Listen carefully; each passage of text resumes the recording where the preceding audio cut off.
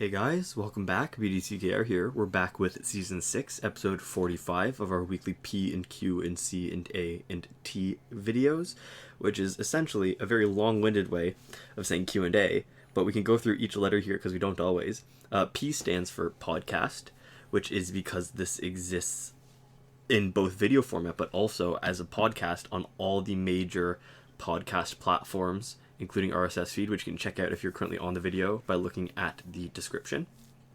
And it also stands for Patreon and our patrons on Patreon, who through their support is why we're able to do stuff like put it on podcast platform for all like 5 people or whatever who watch each episode. True. I haven't checked the stats recently, but every once in a while I get a notification from the app on my phone that it's like 5 people have like watched your podcast this week. Keep up the good work. The Q is for questions, which is how this all started, which is, Q&A, pulling the questions from comments on our YouTube videos. C is for comments, because sometimes people don't ask questions and we like to talk about them anyways, and sometimes we just pull stuff from other places on the internet. Right. So it's just comments that somebody made, not even necessarily comments directed at us on our videos, just comments more in general. A is for answers, which is the A part of Q&A, and T is for talking, because we don't just answer questions. We do a lot of not answering questions, even when people are just asking us questions. So, I want to point out this team is actually a good loadout that we're fighting only because there's a bunch of things that make us not want to fight the way we normally do. Arkham Knight Harley Quinn is an entry hazard, so our first move is typically tag in, and we've got to be prepared to block or be willing not to tag in. And Arkham Knight Batgirl is there as a protector for the other one, so it's hard to knock them out first, and it's tempting to try to oh, there we go, she came in and she's doing damage to us. More dangerous if they'd actually loaded her out to have a power bar before she came in. It would have been more dangerous, but anyways. Sorry. So here we go. First question comes from Chris, and they say, "Great video, guys. Quick question. Is there a way to appeal with Warner Brothers to unban a suspended account? Some dude helped me hack my account to add power credits and nth metals. He claimed to have added anti-ban and then in brackets to know if that exists, but my online account still got banned. Any advice?" Oh boy. This is unfortunate, and it's unfortunate, but for some reason the idea of somebody saying that they've added anti-ban is just a little, I don't know. It's not funny, haha funny, but it's a little funny to me. It's one of those things where it's sad enough that makes me kind of, you know what I mean? Like where it's sort of past the point where because you can't do anything about it is the problem. And yeah, I guess the short answer is that yes, you can, and most often they don't do anything. And it seems like they've done less stuff in more recent times. But even back when they were doing things, you seem to have a much better chance of getting your stuff unbanned if you were somebody who had supported the game financially. So if you've purchased anything with in-app purchases, especially. So here's, I guess, the first problem, and the first good thing about this question actually is that it acknowledges or recognizes, Chris recognizes what the most likely reason was for the suspension. Yeah. Is that when you let somebody into your account, and somebody who is obviously going to make adjustments in the account, that some of the adjustments that they make might be the cause of suspension. Some of the adjustments that they make that you know about might be the cause of the suspension. Yeah. And some of the things that they might have done while they were in their account, they were supposed to be adding power credits and nth metal. They were doing other things that could have triggered a ban. Yeah. And to me, from the sounds of it, it sounds like they said they added anti-ban afterwards, but that would be a huge red flag to me when somebody says they've added anti-ban to your account, because it's not possible. Well, I mean, that's not a real thing. And if you think about it, like, what did the developers have some like tag like in the metadata to say don't ban this user no matter what, right? Like as a concept, right? Anti-ban doesn't really. It doesn't pass the sniff test, right? Yeah. Sometimes that's old adage where if it sounds too good to be true, it probably is. So here's the problem, I guess. If at the point where there's very likely to be something that is wrong, like fundamentally wrong with your account, unless you fix it, you could go through the process of asking Warner Brothers to unsuspend your account. But if they take a look at it, they probably will look at it and say, oh, that's why your account was suspended, and that's it. Yeah, and also in recent times they've not, I think, as far as we're aware, have been really doing that same sort of moderation services for people. It seems like they've wound down with that. So your best bet, especially if your account genuinely was hacked, we don't know exactly what data that they have access to if they're actually looking at your account, if they have anything in terms of like history, right? Right. But your probable best bet, in all likelihood, unless you've spent good money on in-app purchases over the years and actually looking for an appeal, is to like really just start from scratch. And if you want to start from scratch where you were, the answer to this poor hack is a better hack. Somebody else adding stuff, but not in a way that gets you banned. Yeah. Is unfortunately probably your best bet. And that sort of, especially because somebody else was doing it for you. If you were doing it for yourself, right, and you were figuring it out, and maybe next time you could figure out a way to do things differently or something along those lines, that would be a little different.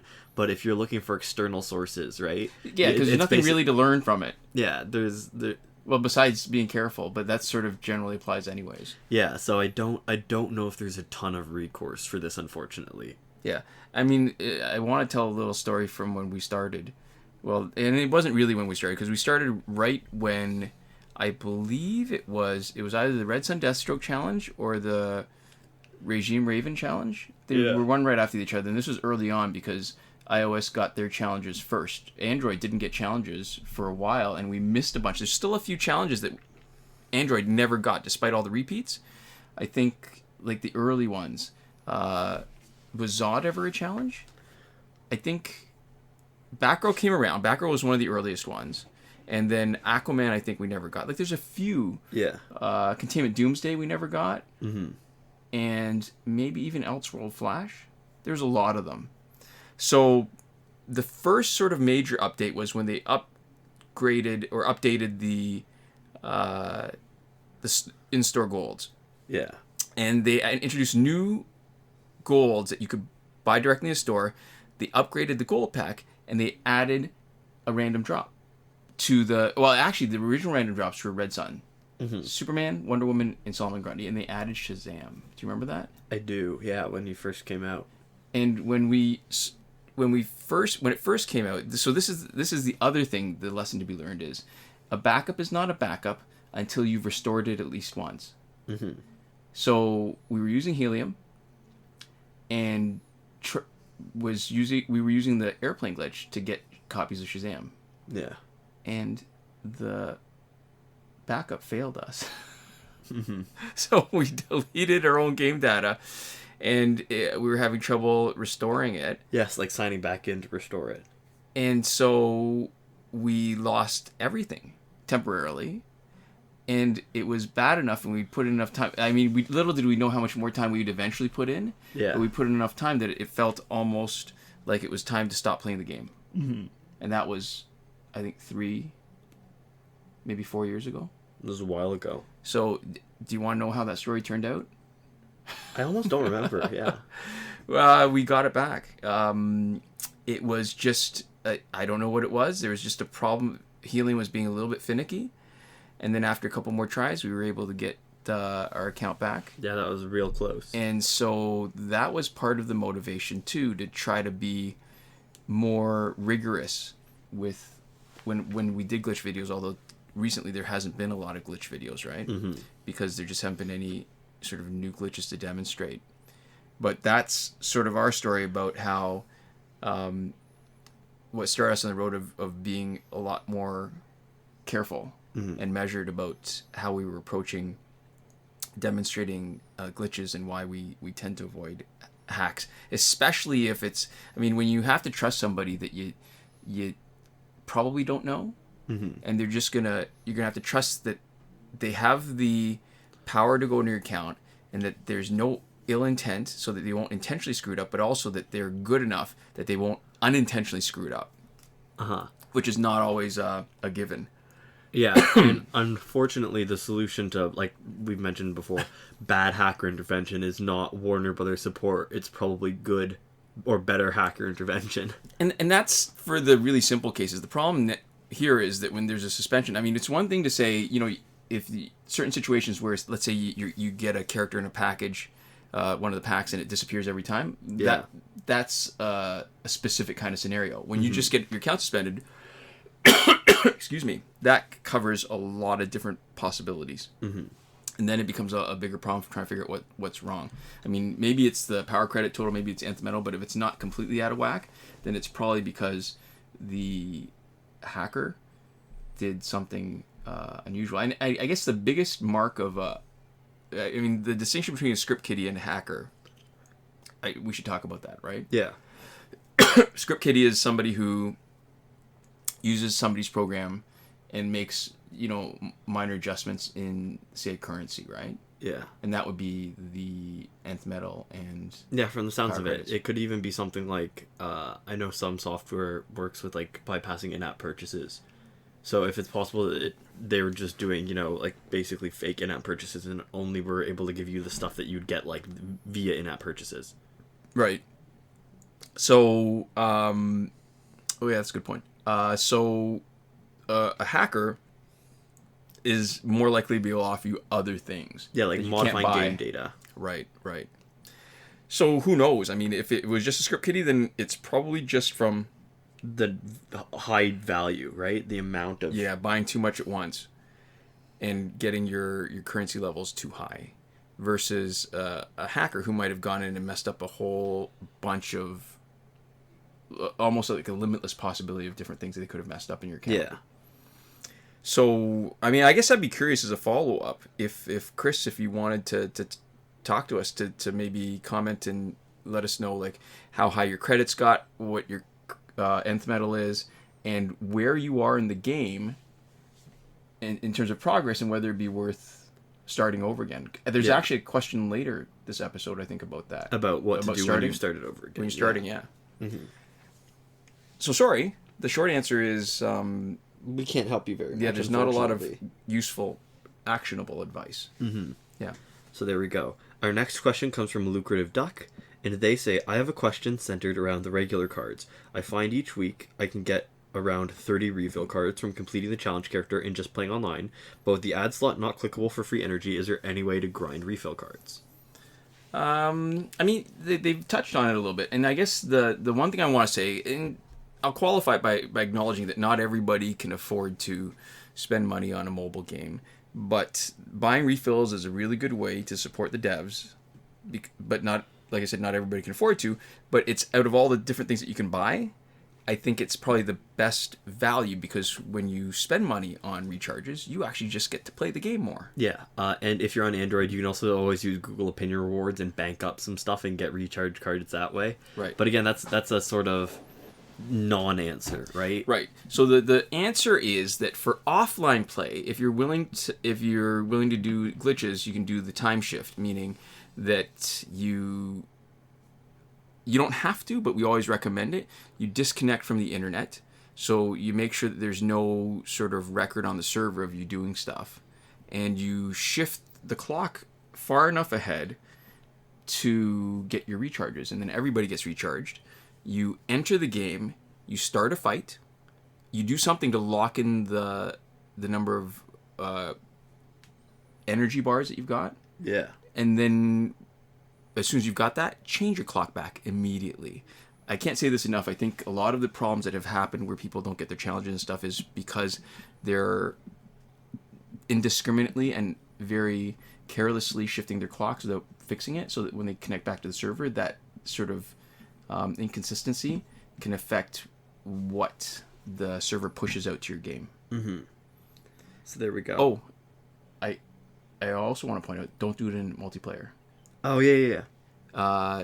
Because multiplayer, obviously, you really shouldn't, and you probably can't, because when you're connected to the server, it's too dangerous to start shifting the clock around because the server is communicating with your device all the time. Yeah. And even if it might give you power or energy, it's you don't really want to be coming out of the multiplayer fight because it's sort of unstable, and there's a higher chance that you will lose the progress you've got in the multiplayer and lose out on your bonus. Yeah. But also that the server will have a record now of you doing something that might be against the terms of service and what's the word I'm looking for? Make you vulnerable to being suspended, which is what we're all trying to avoid. So what you want to do actually is maybe farm the challenge. Yeah, from a mechanical perspective, that's probably the best way to get more recharge cards. Right. But if you're farming the challenge, like, in long stints, you run into the issue of using recharge cards maybe in that farming, potentially. Yeah, but at least with when you're doing it offline, because the challenge is offline, right? That's true. You can always time forward, or you can jump between ladders, too. Right. And the thing is, if you're resetting the challenge and it's the first level, it's a normal level, not only it's a good way to farm credits, but you can roll different characters in because it's not that hard to do, and you can use a whole bunch of different characters, like play a lot of different characters to finish the normal level. Mm-hmm. Yeah. So there we go. Our next question comes from Stel Maria, and they say... Or Stelmaria? Stelmaria, Stelmaria. Is it a long E? That would be Steel Maria. That's true. I'm not sure. Okay, well, anyways, their question is as follows. What's up, boys? I just started playing the game again after a couple years on a new account. After a couple years out on a new account. Do you guys have any tips for a newbie? And the long and the short of it is yes, but maybe not as useful because it's been a while since we've been newbies. So maybe we can talk about it from like a theoretical point of view, right? Like how the game's changed. Yeah, when we were newbies, the advice for it was totally different. So what we did when we were newbies and found successful is not what somebody else would probably want to do now. And I don't think it's possible, right? We used to push for the 25% off discount gold packs, the daily gold packs. That's true. Yeah, literally, all the way down to that. That's not even doesn't exist anymore. Yeah. Yeah. So maybe the thing, I mean, the biggest factor in terms of what's useful advice has to do with, well, how long do you think you're going to be playing the game? Yeah. I think we've ended up playing it way longer than we ever thought we would. It's true, because if you're not playing it long, probably just gold packs, and then buying people in the store, and eluding them, and doing single player. If you're planning on playing it in the sort of more intermediate time frame, you want to definitely focus on gold packs, eluding people just high enough to beat your sort of offline mode, right? To get to a place where you can get to bonus battle 6 to farm for credits. Right. And then after that, probably investing pretty heavily into gear. That's really it, right? Like if you're not going to be playing for a long time, the long-term kind of investment in gear probably won't be worth it. Yeah. And you can get away with just... I mean, this is the problem that we were talking about in the last couple of... last 2 weeks, Q&A, where people were running into difficulty because they were having trouble winning a multiplayer because they had likely focused too much on maxing out their characters, independent of gears. Yeah. And then when you have opponents that are matched specifically to you, not just the offline where it's a set, like a set roster of opponents. Yeah. Then you're actually getting tougher fights, and then the gears make all the difference. Yeah, because per unit currency spent, I think you get the most sort of grinding potential, and you get the most single player benefit in as far as stats go from characters, but per unit spent you get the most multiplayer benefit from gears. Yeah, without a doubt. Because I mean, even if your gears are good enough, you take a bronze team, you have nice, really fast fights, and you can still actually do pretty well in multiplayer. And I guess the other stuff is when you first start out, probably don't focus on multiplayer too much. It's easy to get into a relatively low percent and get pretty good rewards. Get rewards that'll be a little sort of jump start every week. Right. But if you're finding it challenging to get to the top 5%, you're probably better off still grinding challenge or single player. Definitely focus on the challenge if you can. Right? Right, that's a great source of getting high-value cards, even if you don't promote them. If you actually do the reset and you farm it, you can get multiple copies. You'd have more than enough copies to max them out. Don't max them out, though. And then sell a few of the extras, and you can generate a lot of power credits that way to get more gear lockers. Yeah, and I guess here's something to consider, which I hadn't necessarily thought about. haven't weighed, and I'm gonna maybe ask for your opinion. How do you feel about maybe banking credit so that you could buy the challenge requirement, the in-store challenge if it's in store? If there's one character that's like gold that you don't already have, for example, A challenge character. going into it. Yeah, I think it's a good long-term plan, right? Because you're talking about unlocking the challenge. Yeah, I'm talking about if you don't have one of the required characters for one of the ladders. About buying the character directly. Buying in store. that character. Yeah. I guess it depends on how good you are and whether it's a bronze, silver, gold. I mean, we talk about this each week in our recap too, right? That when the requirements are low and you can get the characters as a bronze or silver, it's great. If you can get it as an in-store gold, that's not as great, and it's awful if it's a challenge character because that's you can't unlock it. That's what I was thinking though, because we don't run into that issue. But if there's a required character that you don't have, is it worth saving up credits for the beginning of a challenge so that you can, It's a cost-benefit analysis because let's say you can afford it, but then your team isn't strong enough to win with the other two cards carrying that challenge character at a low level. Or just carrying that requirement. Yeah. So I think maybe an overall kind of bit of advice would be, it is very tempting, because I remember when we first started playing, how hard it was to finish the challenge even at the normal level. Yeah. Like right at the first out of gate. But even then, we had 3 weeks to build up our roster strong enough to do it. Now you've got 1 week, and I think probably the best advice would be to not get too caught up in when you're starting your first week in this week's multiplayer reward or this week's challenge. Yeah, because you can't get to a point where you can beat the challenge in a week. I think it took us about a month of playing for us to first get into that position. 2.5 weeks, because it felt, I think when we were really struggling, we started right at the beginning of a challenge. Yeah. And it took us 2.5 weeks, and we were barely able to finish that first challenge before it was over. But that was, back then, challenges lasted, I think, 3 weeks. Yeah. And there would be a slight break in between, and then there'd be 4 weeks. This is a perfect illustration of how these minor adjustments in the schedule have made it a much grindier kind of game. So, do you remember when multiplayer used to have off weeks where there wasn't a multiplayer exclusive reward and it was just you could get good gears? Yeah. There was, alright, so this is sort of funny and sort of not. There was one level, I can't remember which one it was. It might have been top 10% or top 25%, where the gear rewards were better than top 1%. Mm-hmm. And it was clearly an error. And we were going to demonstrate this at the next off week. And then there was never another off week. Yeah, it was wild. That's when they swapped over the format. And they started introducing so many different multiplayer rewards that they didn't need to have an off week. Mm-hmm. Which, yeah, I think that's probably the biggest thing, where the priority should be to get your roster strong enough and diverse enough to be able to finish the challenge. Mm-hmm. You can farm credits better there, although the experience that you get is awful. And so you might want to push through the offline game hard enough so that you can get your guys strong enough to finish the challenge. Farm the challenge when you can finish it like crazy. Build up a diverse enough roster. And focus on gear. That's probably the best way, where you don't have to put in nearly as much time and get yourself burnt out trying to play it. And I can't imagine what kind of patience it would take to have a bronze team to get into the top 5%. That's a lot of games.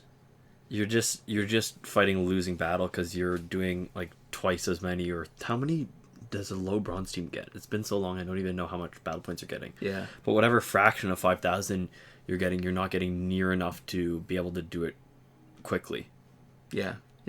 And I guess I should acknowledge too, we've talked about these videos, the way we set up our teams and stuff, as being aspirational, right?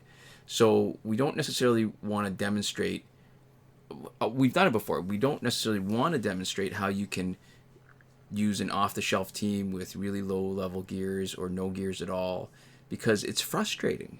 Yeah, it's not as much fun. And honestly, at the end of the day, this is our tips for beginners for progress, right? At the end of the day, you should really just do whatever is most fun to you. whether you're playing for long term or short term, these are sort of the tips for how to be successful. And if you're looking to optimize, then that's what you want to do. But you know, there's a good chance that you, like us, have a character that you like playing better than other people, right? And so if you want to, you can, you know, buy a silver flash directly from the store, like we did, right? Yeah. That kind of thing. If there's a character that you're looking for, you can, you know, reward yourself with that character if you want to, right? Yeah. There's, you know, it's one thing to do what gets you done the fastest, and you can look at some of our teams, right? We've got teams that are a great example of this, where you have some teams that are great for grinding that we showcase, and some teams that are just fun to play. Right. I mean, the Justice League team we started with was fun because when I play it, I'm really engaged. I feel like I have to think through the strategy. I need to know who they've got on their team, how they're geared, and figure out what I'm going to do with each person. Yeah. I suspect that the team... All right, so here's the thing. Flashpoint team, I think, if they were lower stats and Elite Zero, I think they would probably be the best chance of a non-geared team being able to get through multiplayer and ranking really high.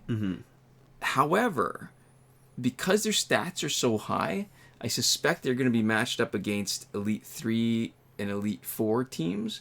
That would mean that you're starting to face a lot of other teams with gears, and then it'd be more of a challenge. Yeah. But the biggest advantage really is, I mean, maybe not no gears, but just like nothing higher than, say, 2.5-star gears, you could still do pretty well, mainly because of the offensive potential of Batman. But the problem is that you're going to run into trouble anytime you face a team with really good gears, and that risk goes up the higher elite level the opponents are.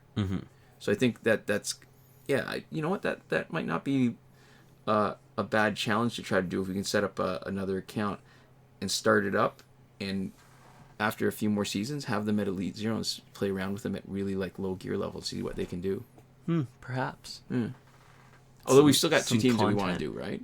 Yeah. Like, I mean, we still got a couple teams with footage there that we just want to make the videos of. I mean, considering how low production, how low our production values are, Yeah. it's surprising how little time we've got, because you're in the middle of I'm exam about to season. queue into exam season. Yeah, I've got a neuroanatomy final this Saturday that I have realized today I cannot fail the class even if I do not write it. And I am doing, basically there's a thing at my school where you can credit, no credit something, which means it turns into pass-fail. Okay. And it doesn't affect your GPA. So I can't fail the course, and it can't tank my GPA because I've no credited it already. So I am in the unique position where I really don't have to do that. But then after that, I've got a bunch of other exams. So I'm still, still not easy. Right. But I've got one exam which I am, for the first time I think in my school career, able to just completely not show up for if I wanted to, which is weirdly freeing. And I think the plan right now is to just study a very, very minimal amount, show up, write the test, take my whatever, like 40-50%. Take your lumps? It'll depend, because I've been to the lectures, right? And I've taken notes on the lectures to sort of differing extents and sort of degrees of quality, you could say, where some of my notes have been extensive. And this is one of the only classes in which the prof talks fast enough and goes through slides fast enough that I actually have trouble sometimes getting everything down. Most of my classes, when I watch them on our online option, for some stuff, I can normally watch them at like 1.75 or 2 times speed, and still get stuff down in approximately the right amount of time, especially because I follow along with slides on my phone. And so sometimes when they talk for a while in a slide, I work ahead a little bit, and then sometimes when they go through it fast, I do that too. All right, so at work, they have these safety videos that we're supposed to watch every once in a while, and they talk so slow. And I know they think they're being entertaining when they tell anecdotes and stuff. Yeah, they have animations and stuff to illustrate the point. Yeah. And they're long and they're tedious. They take about a half hour each to watch, and they're broken up into little chunks. So what I've done is I will just what's the word you use when you skip ahead in a video? Skim? I will skim. I will just click a few every a quarter of the way through and see if the visual changes on it. Yeah. And because it has a list of things, like it has whatever points you're trying to make, and I'll just click through, read the points, and click through and read the points, and just I can usually get through one of those half-hour videos in about, I don't know, just under 10 minutes. It's like when they have a video paired with a test and they ask you the test questions on repeat, and they tell you which questions you got wrong, and it's a pass-fail thing where you need like more than X% of things, and they will re-quiz you as many times as you want, and the questions are always the same. Right. Where I forget what I had to do it for. There was some thing recently, some online quiz where it was like a pass-fail, and you just need above 70%. So you check forward, you see how many attempts they give you, and then if they give you unlimited attempts, you try it once to see what happens, Right. and then you see what feedback it gives you, and if it gives you the right feedback, instead of watching the 20-minute video, you spend like 8 minutes gaming the test system, and then you don't have to watch it. And it's different if it's important, right? If it's like a safety video or something. Okay, now I would argue though that it's actually it's not so much gaming the system, because really ultimately you might be gaming the video, but what's the point of it? No, the point of it is that you have the information, you know it, and you understand. But the quiz questions are often a subset of the information, and they might only cover 20% of the topics, or 40% of the topics. They often don't go point by point and ask you about every fact they teach you. They often pull specific things. I guess so. You're missing anything that isn't one of the test questions that's meant to sort of randomly assess your knowledge. So you might have watched a half-hour video with 30 pieces of information, or you skip it and you learn the 6 pieces of information that the quiz is asking you about. And maybe you learn them, and maybe you just do process of elimination and do the quiz over and over again until you get it right. Yeah, I guess so. I guess that is the difference between scrubbing through the video versus just taking the test over and over and over again. Yeah, because when you're actually writing down everything or reading everything or whatever. I'm registering everything, and a lot of them, I mean, some of them are kind of goofy. Yeah, like the options for what you can do, to me they seem pretty evident, and you like when there's a fire. I mean, and they talk about how to use a fire extinguisher. I'm struggling through. I'm reading a statistics textbook right now, which is trying really hard to be funny, and the problem is that every once in a while they're funny, but it's very like dad or like teacher humor where they think they're being funny just by sort of saying it's the written equivalent of saying something in the cadence of a joke, right? Where you can tell there's an obvious going for. There's an obvious nudge and a wink at the end saying, haha, look how funny I'm being. Yeah, where like one of the things is like one of the text boxes to the side is like an imagined Q&A, and it's like, question, what is data, right? And you think it's going to be like one of Star those... Trek. I mean, all right. But where it's like, what is data? And you think it's just going to be informative, right? You think it's just going to tell you what data is. Right. But then the answer is data is plural, not singular. It's a plural of datum. Yeah, Datum? so they're like, so the question you want to ask is, what are data? And then the question is, okay, so what are data? And then it answers it. And it's just, the problem is with stuff like that is that they literally say at the beginning of the book, they're like, you probably don't think statistics is interesting, but we're here to prove you wrong, or some crap like that. And the problem is they're trying very hard, but statistics is still not interesting, even if every once in a while you make a smarmy joke. And what that does is it makes it harder to read the boring stuff. And it just what it is you read some boring statistics stuff, and then in between you read some boring attempts at joke stuff, and it's just extra volume that they did not need. It's a waste of paper, it's a waste of my time, it's a waste of my mental energy to decode whatever they're trying to say. And it's like, is this real information, or is this just them making another fun joke? It's not like they're ever actually misleading. It's not like I read something and I genuinely can't tell. But they had like the 3 rules of statistics or something at one point, and the 3 rules were make a picture, and make a picture with different descriptions. Oh, I thought one of the rules was going to be don't talk about statistics. No. See, that would have actually probably been funnier. But it was make a picture, and make a picture, and then with different descriptions under each one for like the different values of making a picture. And there's like a messenger group chat for this year's stats. There is for almost all of my courses, because that's how university is now. And people, whenever there's online tests, people cheat in the group chat. That's a fun little... Oh, is it? People will just be like, they'll just post pictures of like the online test, depending on how long they give you to do it, and be like, what's the answer to this question, guys? Or they'll like link to like a Google Doc where people like post the answers to the multiple choice questions if they give you feedback as you do it. It's university. If you can cheat, a significant portion of the classes, if there's an opportunity for unmonitored cheating, they will just cheat for the marks. Right. Well, this is the weird thing. I mean, not the weird thing, but the sad thing is how education has become more about. So you write an exam and you get a mark. That mark is supposed to represent how well you've mastered the material.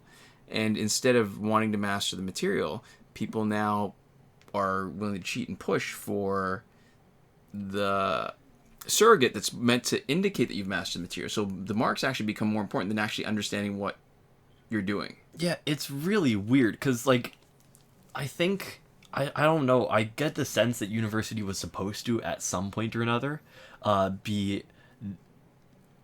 meaningful in and of itself, where you go to university to do well at it and do good learning because you had done the high school part and you were picking something that you want to do and you'd come out with knowledge for a job. Well, no. I mean, university was almost the opposite. College was for a job. University was supposed to higher education for the sake of education, so you could become, I don't know, just smarter. And it was, if anything, if you wanted a specific job, you would go to college. Okay, so for you come out with more knowledge and the ability to segue into a suite of jobs. But more disciplined thinking. Okay, all right. Well, either way, my point stands, which is what university is for now is to just pass and get whatever marks you need to, because to get the little paper at the end of it saying that you had enough money and enough time to spend getting a post-secondary education. Yeah, and then maybe have the high enough GPA to get into your master's program or whatever. Well, this is the problem. It's not that having accessible education is a bad thing. It's that so many jobs that don't need it have started requiring people to have higher education. Yeah, especially because enough people are doing that, they can make that a prerequisite, right? And it selects out to some extent for people who are being successful in university, right? Which is another sort of category. And the fact that it is accidentally sort of discriminatory against people who don't have that same access, right? Or is another way in which we are selecting for more affluent people by accident is sort of unnecessary. But we've gotten further away from it. My point was that somebody in the group chat was asking, is this a printing error? Right? Where it was the joke when they said make a picture was obtuse enough that they didn't think it was a joke. It wasn't obvious to them that they were trying to make it a joke, and they just thought there was some issue with somebody the just screwed up. They're like, is this a mistake? Right? Yeah. And there's been other examples of that. So the problem is they're trying to be funny. They're not successfully being funny. And they are also more inefficiently giving you the information in a bunch of different ways. One of the ways is that it's much longer to read. And the other way is that, I have not personally had that issue. But some people have had issues parsing whether or not what they were looking at was a joke, because it just didn't look like a joke. Because jokes are supposed to be funny. Right. So, I have that sort of struggle with a lot of learning materials.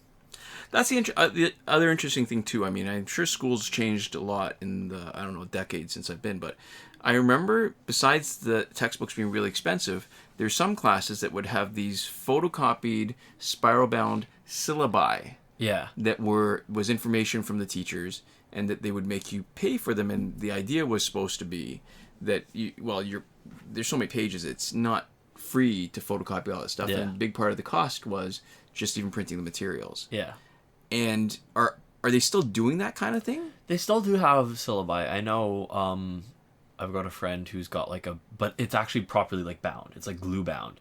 It's soft cover. Well, but it looks like a textbook. That's just technology change, right? Print on demand stuff. Yeah. But they don't need to do that anymore, because if they're trying to pretend that it's not another cash grab to try to get more money out of the students from this particular course, when they should have just built that into the cost of tuition. Yeah.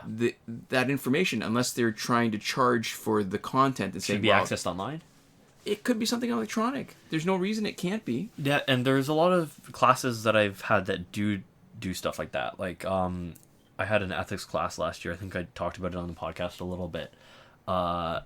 Where there was online articles that you would access through our online platform, and it was just library course reserves. It was a tab on my sort of crappy school portal for accessing information. By the way, that it sucks. We've got an online school portal that you're supposed to be able to check information on all your courses through, and it really sucks. It's so bad.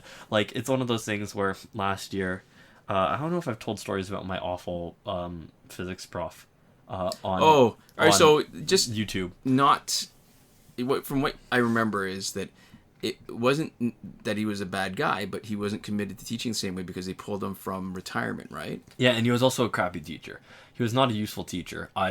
It was all stuff I learned in grade 11 and 12 physics, so it didn't matter to me. But for anybody who was trying to learn stuff, they really struggled. Oh, okay. So it's not just, you're not saying it was just an issue of the curriculum, because that has nothing to do with the teacher. No, he was awful at explaining things. And Okay. I also, whenever I didn't understand something, whenever something by chance happened to be new or something that I didn't have a good grasp on in high school, he never made it clear. That's yeah. unfortunate. So he was a crappy teacher who was retired, whatever. So he didn't know how to use Quarkus, which was our sort of tool, and he just rolled up. So you're taking an online tool? Yeah, it was an online tool, and it's really bad. Like there's different like ways that you can use stuff. You can organize things into modules, and then like pages, which is files, and then there's like a documents tab that some people use. So depending on which course you're looking at, where you access things is totally different. And I have a course this semester which has a tab called syllabus, which doesn't include the syllabus in it. And like it's all it's for. And so there's a syllabus tab, so I keep trying to check the syllabus because that's where you find like the marking schemes and stuff, right, for what each thing is worth. And every time I check the syllabus, I am met with the reminder that it is in fact a tab that only contains office hours information on it. And it's just a really awful layout. And there's one teacher that I have who obviously really cares about organization and has organized things in a way that I think she believes makes navigation much easier, right? And it is garbage because the platform is garbage, and you can't, like, she's trying to polish a turd, and so that's too bad because she's working within the limitations that she's got. And you can but the problem is it's such a bad platform that any navigation is painful. So in adding all these navigational tools, what she's done is made a very visually busy set of pages, which actually makes it harder to go from one place to the next, right? Because literally just the more things you have, the worse it is to navigate.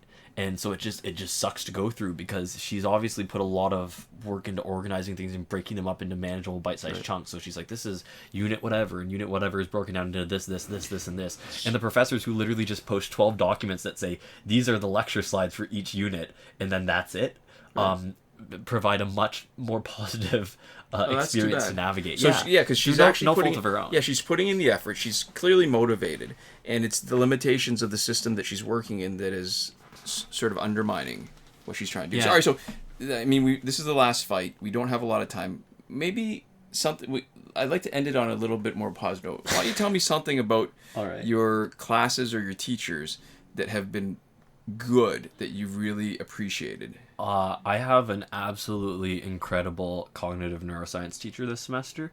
It's a really great class, and it's just I've actually had, still on the balance, even with my weird and pretty bad professors, a lot of really great ones.